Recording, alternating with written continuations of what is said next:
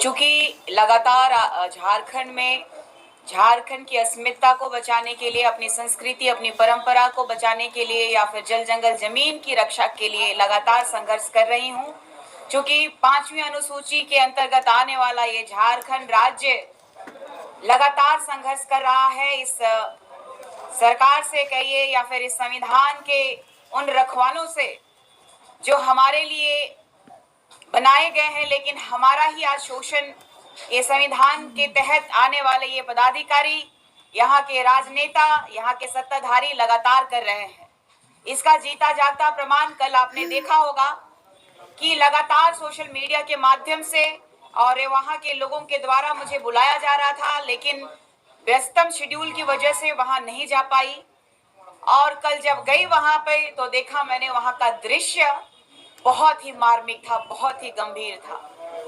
वहाँ के बच्चे रो रहे थे, वहाँ के जो बुजुर्ग हैं जिन्होंने अपनी एक एक कमाई का जोड़ा हुआ पैसे का उन्होंने मकान बनाया था। मकान बनाना सपना होता है, जीवन का सबसे बड़ा सपना। और हम जैसे जो यहाँ के बसिंदे हैं, आदिवासी चाहे मूलवासी बोलिए, सब एक एक रुपया जोड़ करके घर बनाया था उन लोगों ने। और ये सरकार जो कह रही है, ये प्रशासन जो कह रहा है कि हाई कोर्ट का आदेश है, हाई कोर्ट का आदेश है, तो ये देखिए, ये इतने सारे डॉक्यूमेंट्स जो कुछ एक घरों के बस है, जो रैयतों का है, जिनके पास में मोटेशन पेपर है, यहाँ के सीओ ने मोटेशन किया, यहाँ के सरकार का, यहाँ के संविधान के तहत आने वाले जितने कर्मचारी हैं वो भी देखें कि किस तरीके से नगर निगम में उन्होंने नक्शा पास करवाया है, किस तरीके से उनका जमीन का एक एक रसीद काटा हुआ है।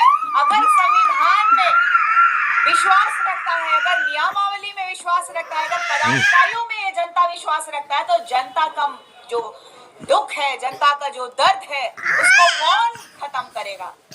ये चिंता का विषय है कि अगर आज घर टूट रहा है तो कहाँ है वो राजनीतिज्ञकार लोग जो जनता के लिए, जनता के द्वारा चुने गए थे और जनता का विश्वास जीतने के बाद जनता को आज इतनी कड़ाके की जो ठंड है उसमें बच्चे, बूढ़े, नौजवान सभी आज प्लास्टिक का समझ लीजिए टेंट बना करके वो आज अपना घर नहीं टूटने का अभी भी इंतजार कर रहे हैं। लेकिन दुर्भाग्य है हमारे झारखंड राज्य का कि लगातार पुलिस बल का इस्तेमाल कर हमें दबाया जा रहा है, लूटा जा रहा है। जो कि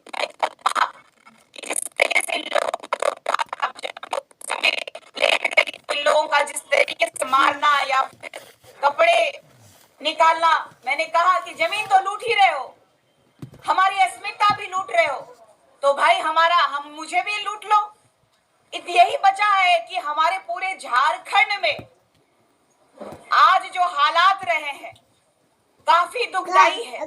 एक तरफ हम अपनी जमीनों के लिए लड़ रहे हैं, लगातार संघर्ष कर रहे हैं, एक तरफ हम अपने समाज की रक्षा के लिए लगातार अपना धर्म और संस्कृति के लिए लड़ रहे हैं, और साथ ही साथ देख लीजिए कि क्यों हम आदिवासियों के साथ ही इतना ज्यादा दुर्व्यवहार किया जा रहा है। आप देखिए कि जो चतरा गई थी, इससे पहले भी चतरा गई, एक दिन पहले चतरा गई थी, वहां पे माइनिंग जो है, पत्थर माइनिंग को बंद नहीं कराया गया। कितना इस सरकार का प्रेशर है, दबाव है कि किस तरीके से माफिया जो है, चाहे बालू माफिया हो, चाहे जमीन माफिया हो, चाहे कोयला माफिया हो, चाहे पत्थर माफिया हो, लगातार हमें शोषित कर रहे हैं। वहां महज 20 मीटर में स्कूल है, बच्चों का स्कूल, वहां घर है, उसको भी उन लोगों ने पुनः चालू कर दिया। जिस दिन मैं गई उस दिन डर से प्रशासन बंद करवाया, लेकिन मेरे वहां से जाने के बाद तुरंत वहां चालू करा दिया गया।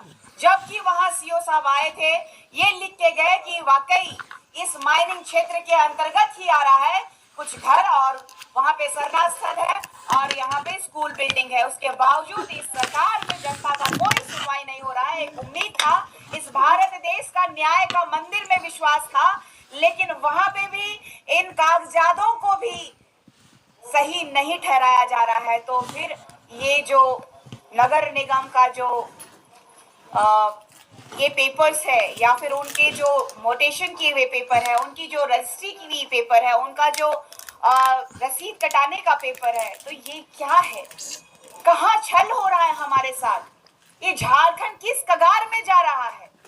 क्यों हमें शोषित किया जा रहा है? इस बात का दुख है।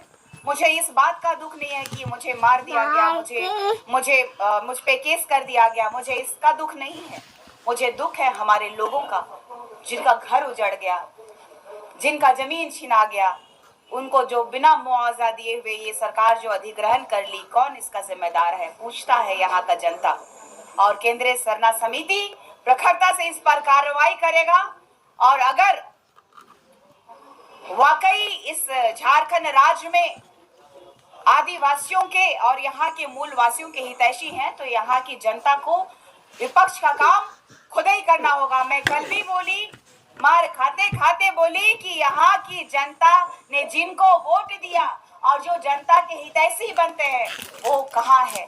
जब इस भारत देश में सभी धर्मों को, सभी लोगों को समान का दर्जा दिया गया है, तो फिर आज हमारे आदिवासियों के साथ ही इतना बड़ा अन्याय क्यों हो रहा है?